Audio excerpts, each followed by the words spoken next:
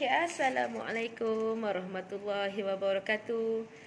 Kita teruskan lagi kelas hari ini dengan subtopik yang kedua, iaitu subtopik 1.2 makmal sains anda.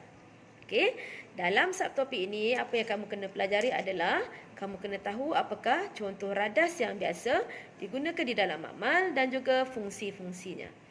Jadi hari ini cikgu nak terangkan pada kamu apakah radas-radas yang biasa kita gunakan di dalam makmal. Okey, ini adalah dua radas yang biasa kita gunakan di dalam makmal dan cikgu pasti kamu pun telah gunakan semasa berada di sekolah rendah.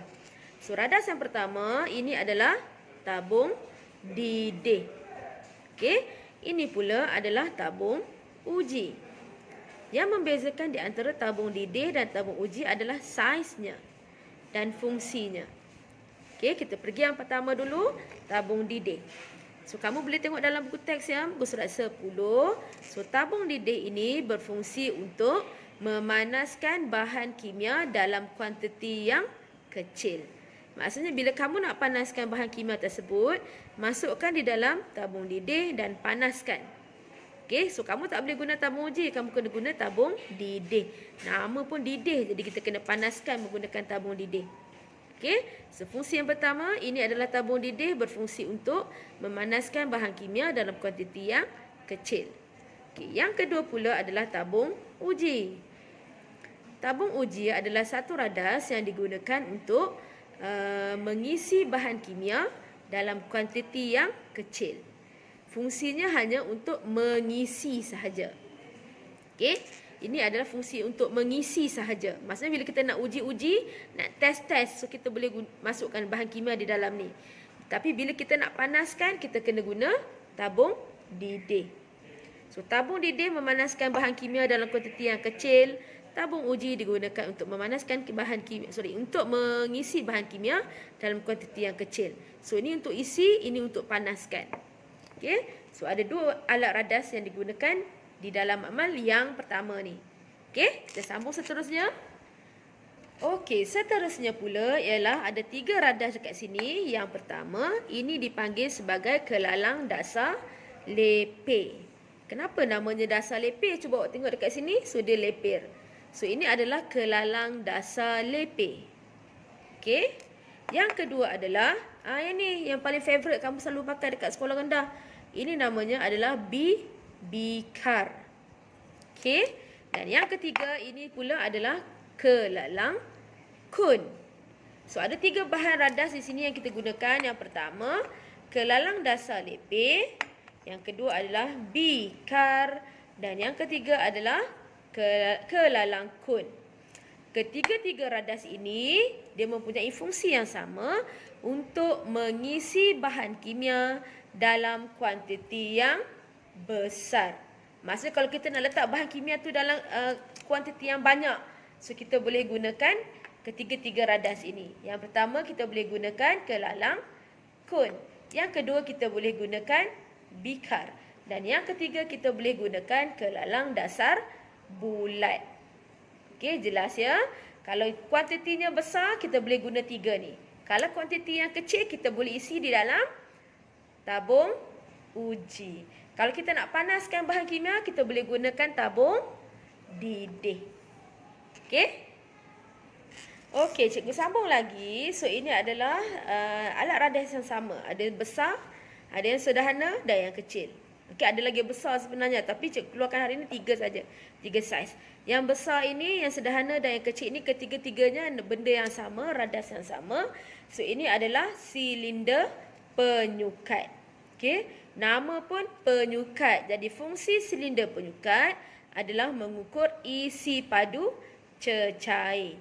Jadi, kalau kamu nak ukur isi padu cecair, so kamu boleh gunakan silinder penyukat.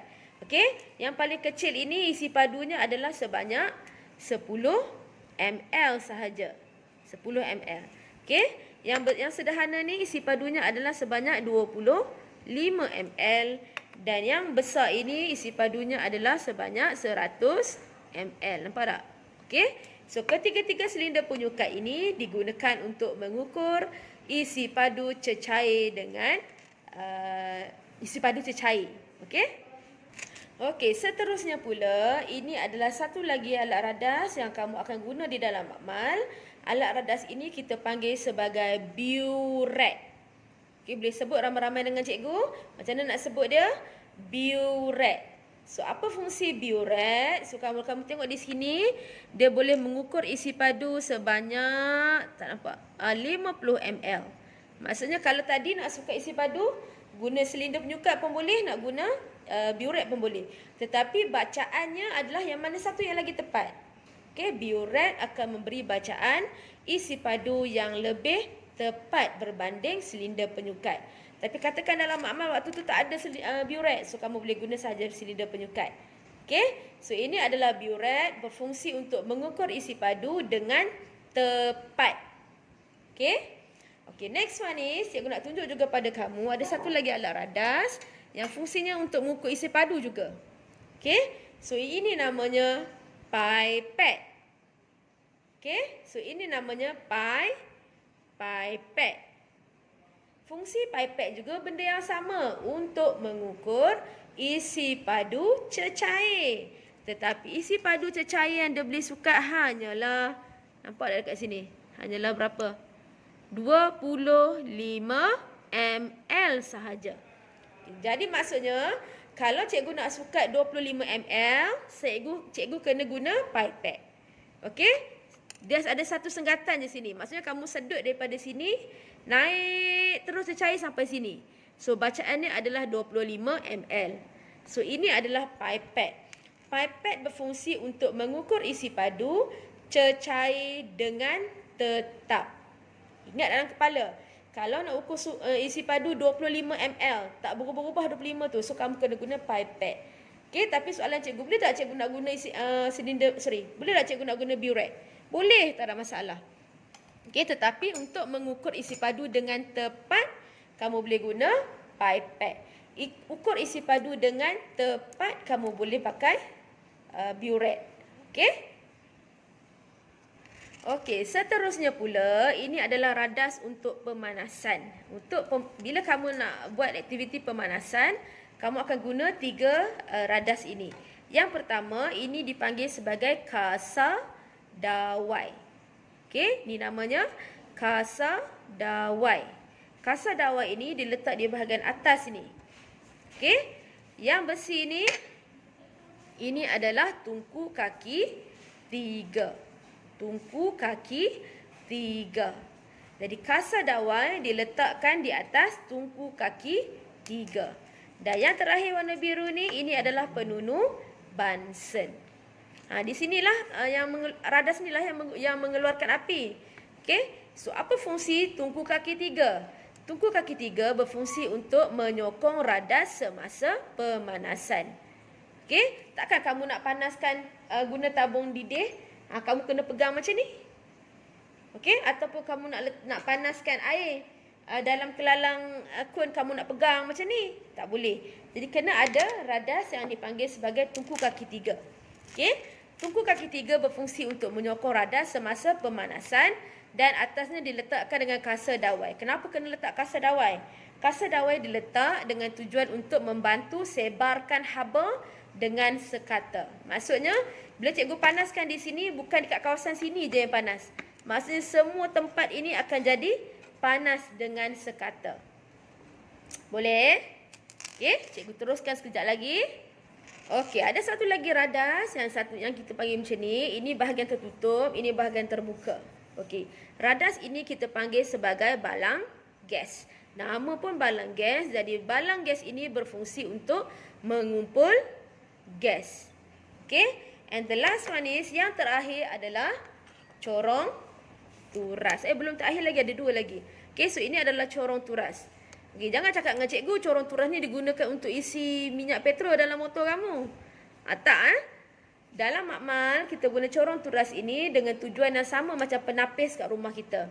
Okey, fungsi corong turas ini berfungsinya adalah untuk menapis atau menuras pepejal yang tidak larut. Cikgu bagi contoh pada kamu, katakan cikgu ada satu campuran air dengan tanah.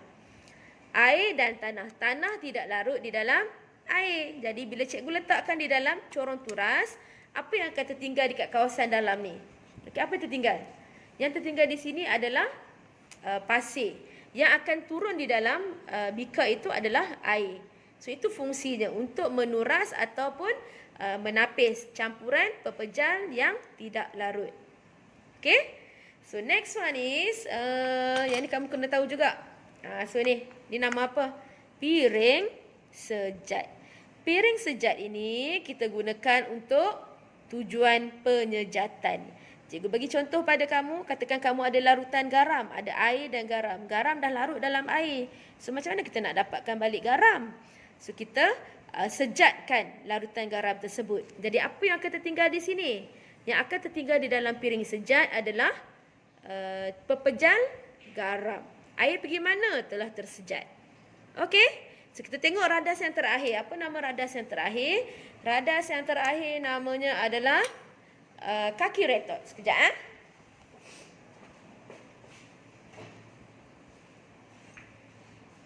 Okey, ini adalah kaki retort. Okey, so fungsi kaki retort adalah untuk menyokong radas ataupun memegang radas. Fungsinya adalah untuk sokong dan pegang saja. Cikgu bagi contoh pada kamu. Katakan kita nak buat aktiviti penurasan. Okey, so kita letak beaker dekat sini. Takkan kita nak pegang? Takkan nak pegang sampai habis air? Tidak. Jadi kita kena letak beaker di sini. So corong turas kita letak dekat kaki retort. So bila kita tuang air di sini, so dia akan pegang radas tersebut dan air akan turun di dalam beaker. So itu fungsinya. Okey, memegang dan menyokong alat radas semasa aktiviti kita lakukan. So semuanya cikgu dah terangkan. Jadi cikgu nak kamu ingat apakah nama radas tersebut dan juga fungsi-fungsinya. Okey.